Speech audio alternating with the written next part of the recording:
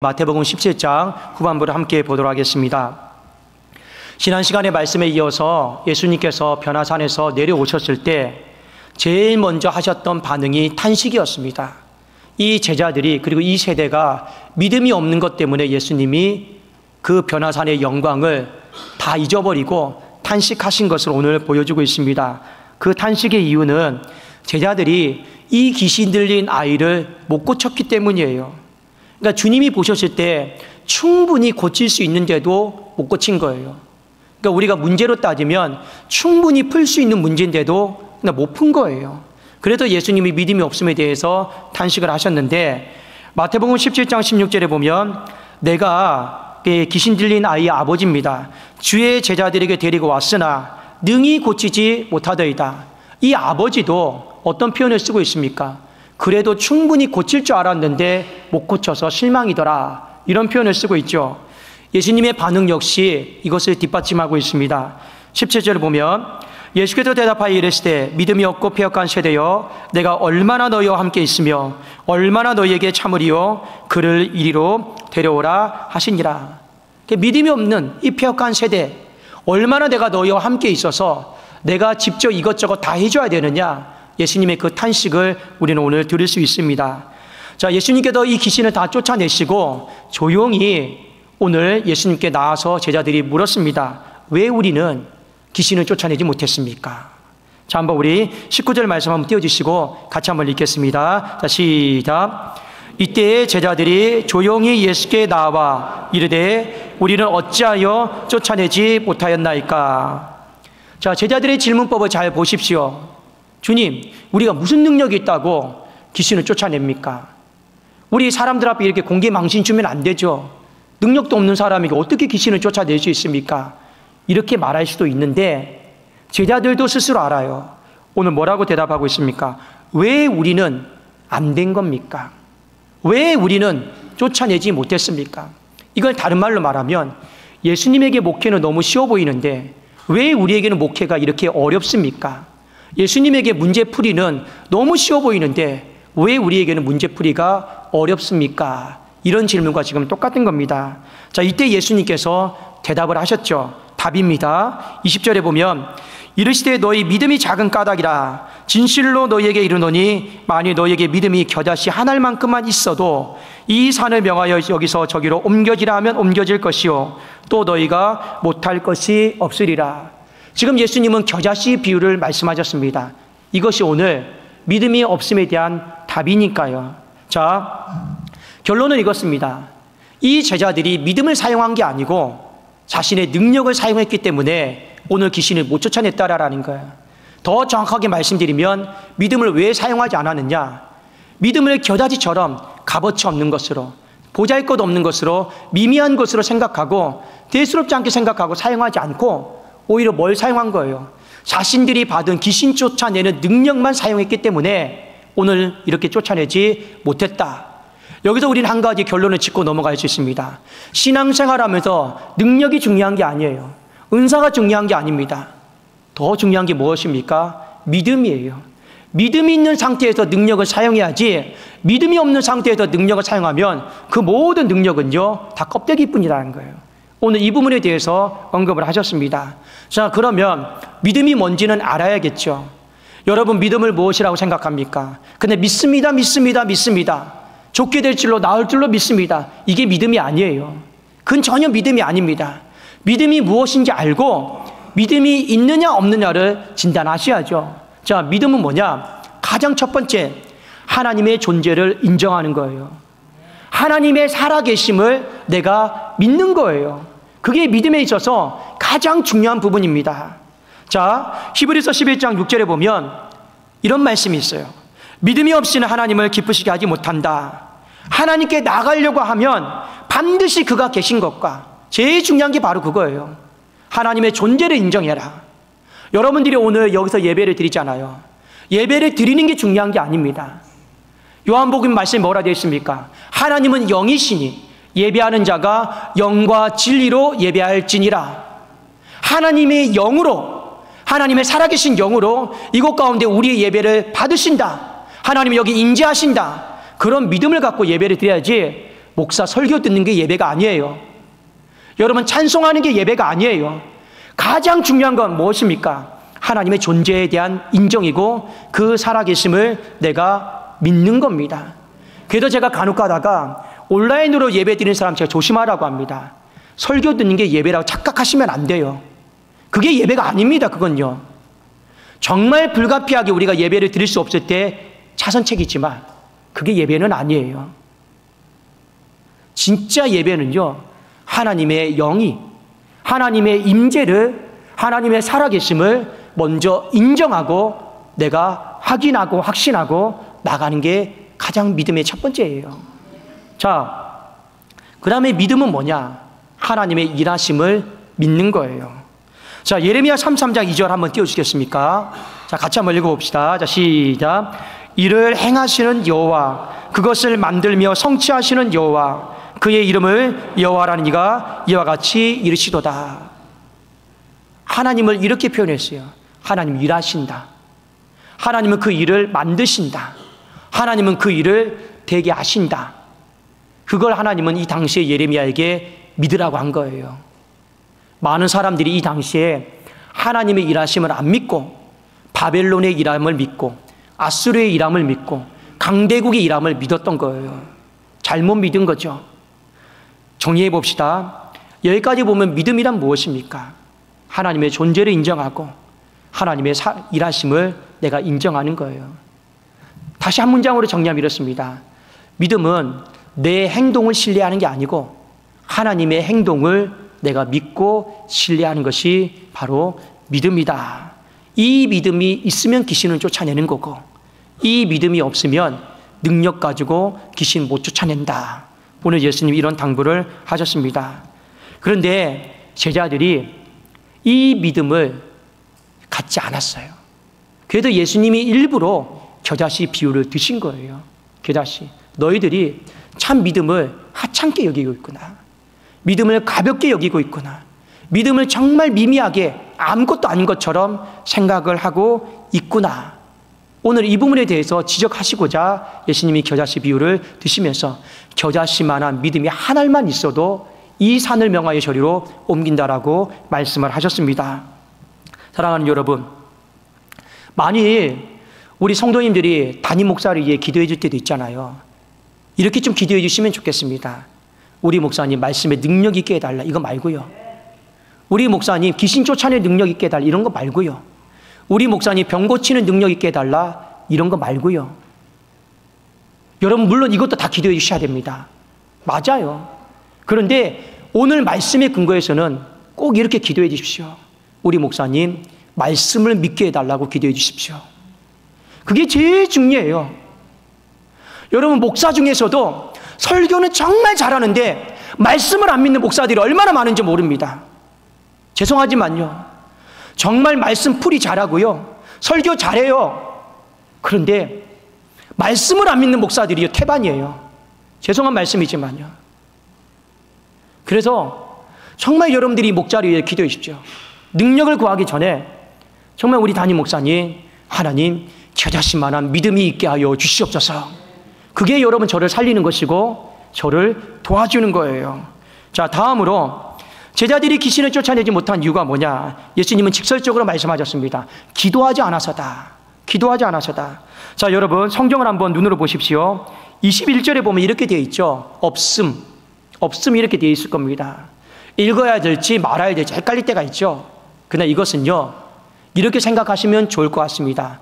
원래 이 구절이 있는데 이 성경을 옮겨 적으면서 이 옮겨 적는 부분이 그냥 없어져 버린 거예요. 자, 잠깐 제가 말씀을 드릴게요. 성경은 원본이 있습니다. 원본이 있는데 원본은 직접 하나님께서 주신 거예요. 기록하신 거예요. 근데 그 원본은 없어져 버렸습니다. 존재하지가 않아요. 다만 수천 년의 역사 동안 그 원본을 가지고 많은 사람들이 이 양피지나 파피루스에 다 옮겨 적었어요. 그걸 뭐라고 합니까? 사본이라고 합니다. 자, 수천 년 동안 핍박과 환란 속에서 옮겨 적었어요. 때로는 이런 경우도 있어요. 원본이 있는데 이 로마의 왕들이요, 성경을 다 태워버렸어요. 그러니까 어떻게 합니까? 정말 어두운 데서, 불빛도 없는 데서 다 옮겨 적은 거예요. 그러다가 몇 구절 빠뜨린 게 있어요. 대표적인 경우가 바로 이런 경우입니다. 없음. 옮겨 적다가 못 옮겨 적은 거예요. 자, 그런데 이런 경우가 있겠죠.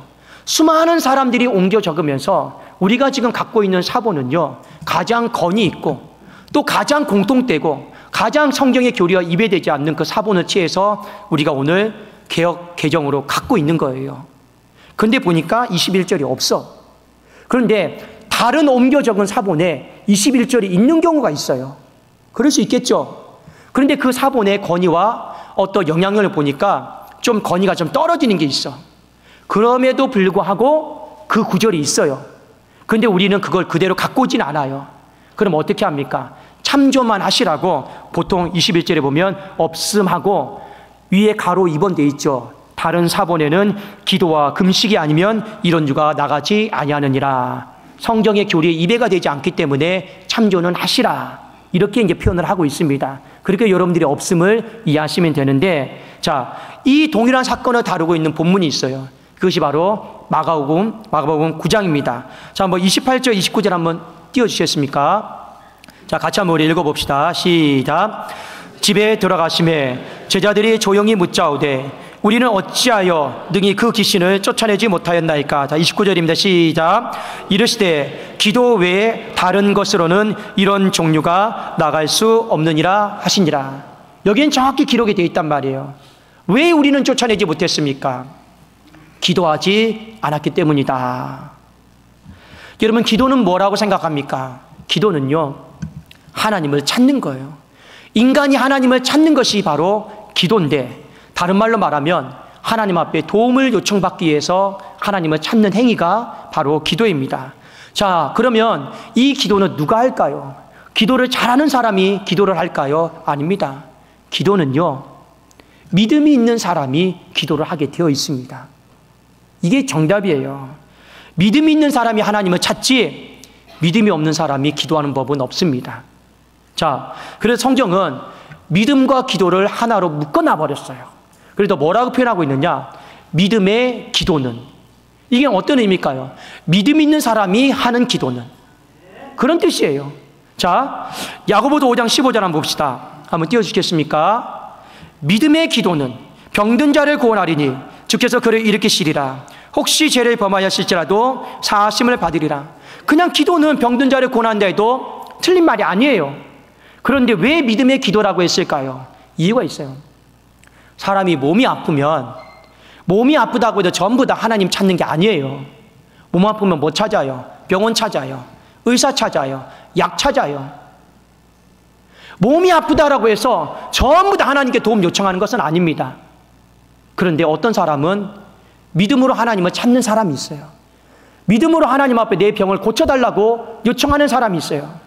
그 사람이 드리는 기도를 뭐라고 합니까? 믿음의 기도는 병든 자를 일으킨다.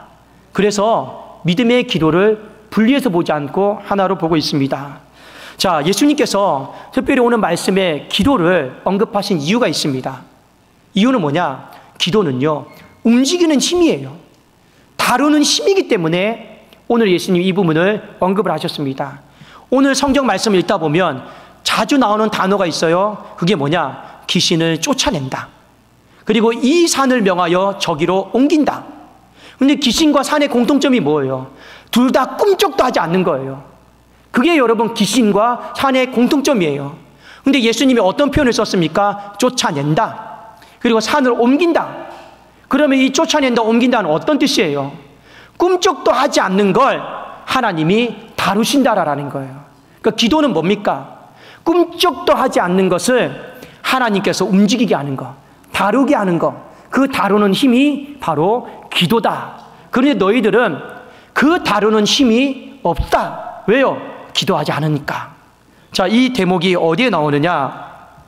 여러분, 마가복음 9장 14절에서 16절에 보면 이 제자들이 이 귀신을 쫓아내지 못한 상태에서 서로 막 다투는 장면이 나옵니다. 제가 한번 읽어드릴게요. 이에 그들이 제자들에게 와서 보니 큰 무리가 그들을 둘러싸고 서기관들이 그들과 더불어 변론하고 있더라. 자, 16절. 예수께서 물으시되 너희가 무엇을 그들과 변론하느냐? 여기 보면 예수님이 변화산에서 내려왔을 때 제자들이 핏대를 씌우고 얼굴이 붉어질 정도로 변론을 했어요. 이 변론하다가 이 헬라 단어로 시제테오인데 열렬하게 토론하다, 논쟁하다, 네 말이 맞는지 내 말이 맞는지. 여러분, 우리 대통령 선거를 앞두고 TV 토론하잖아요. 거기 보면 근데 이성이 없어요. 뭐 흥분해 있어요. 그냥 네 말이 맞는지 내 말이 맞는지 그것밖에 없는 거예요. 그 어떤 것도 없어요. 그렇잖아요. 그게 바로 시제테오라고 하는 변론하다, 토론하다, 논쟁하다, 바로 그런 뜻입니다. 그러니 예수님이 변화산에서 내려왔을 때 제자들의 모습을 보니 무슨 생각으로 가득 차 있는 거예요? 인간의 생각으로 가득 차 있는 거예요. 인간의 방법으로 가득 차 있는 거예요. 그리고 그 인간의 생각과 방법 중에서 왜 이건 안 되었을까? 왜 이건 안 되었을까? 이것 가지고 서로 피 터지게 싸우고 있는 거예요. 그러니까 그들의 마음에는 기도하고 있지 않았어요. 인간의 생각과 방법으로 충만하고 있었습니다. 그래서 예수님이 그들과 도대체 무엇을 놓고 변론하고 있느냐?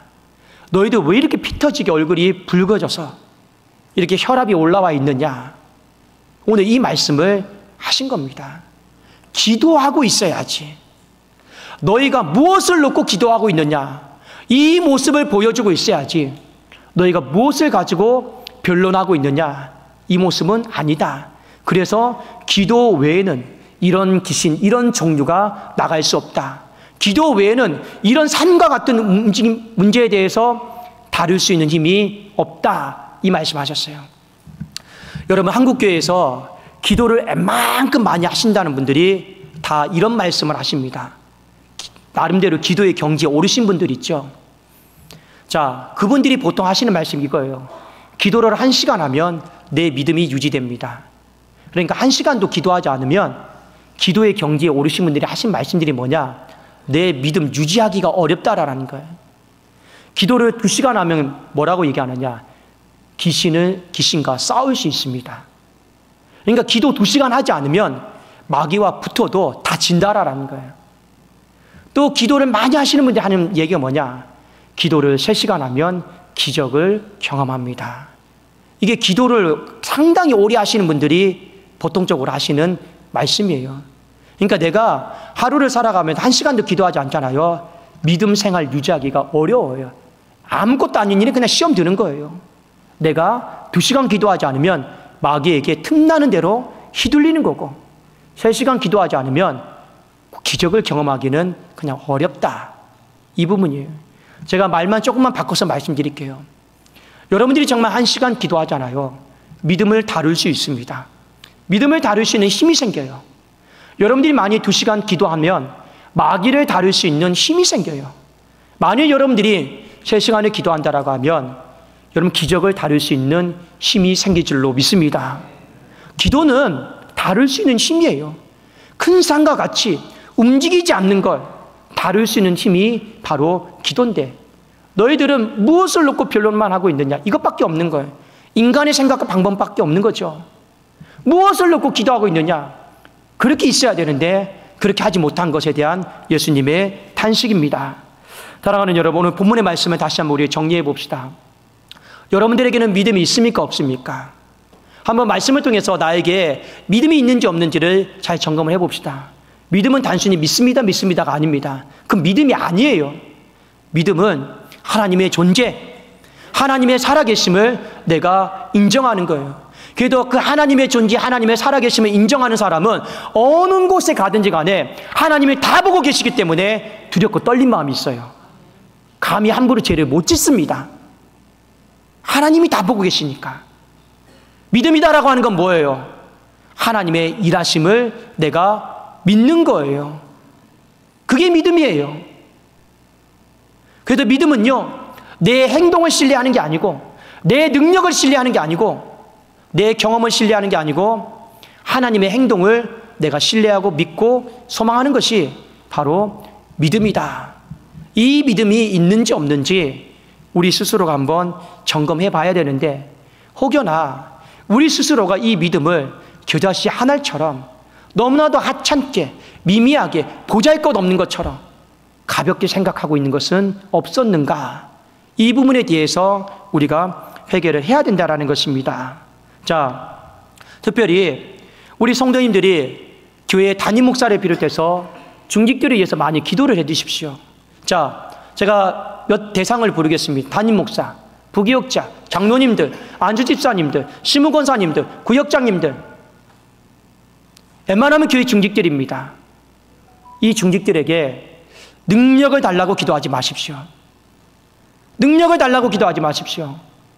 무엇을 달라고 기도해야 되느냐? 믿음을 달라고 기도하십시오. 중직이다라고 하면 여러분 다른 게 아니에요. 누가 보더라도 능히에 걸리는 사람들이에요. 아, 저 목사님은 이 부분에 있어서 능히 좀 할 수 있겠구나. 아, 저 권사님은, 저 장로님은 이 부분에 있어서 좀 능히 좀 할 수 있겠구나. 능히에 전부 다 걸리는 사람들이 제가 방금 말씀드린 사람들입니다. 그런데 이 능히에 걸리는 사람들의 문제점이 뭔지 아십니까? 믿음 없는 말하고 믿음 없는 행동들하고, 그게 더 큰 문제예요. 아무리 능력이 많으면 뭐합니까? 여러분, 목사가 아무리 설교 잘하면 뭐예요? 강단에서 하나님이 살아계신지 안 살아계신지 헷갈려하고, 어떤 인생의 큰 문제 앞에서 주눅들어 있고 움츠러들고 있고 의기소침해 있고, 설교 잘하면 뭐예요? 능력 많으면 뭐예요? 그게 교회를 더 망가뜨린 거 아니겠냐라는 거예요.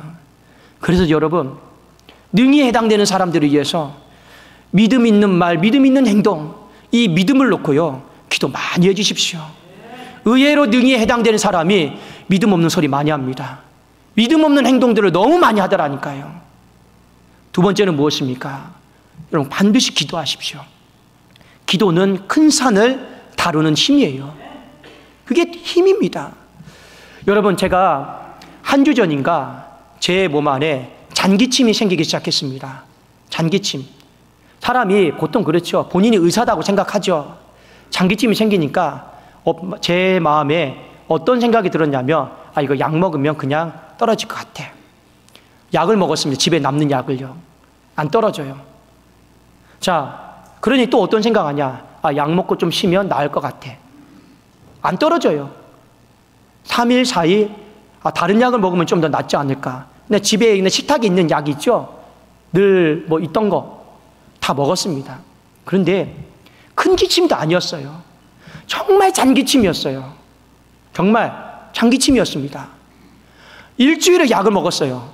차도가 하나도 없어요. 제가 속으로 하나님 앞에 이때부터 이제 마음이 좀 불이 떨어지시게 했습니다. 왜 약을 먹었는데 안 낫지?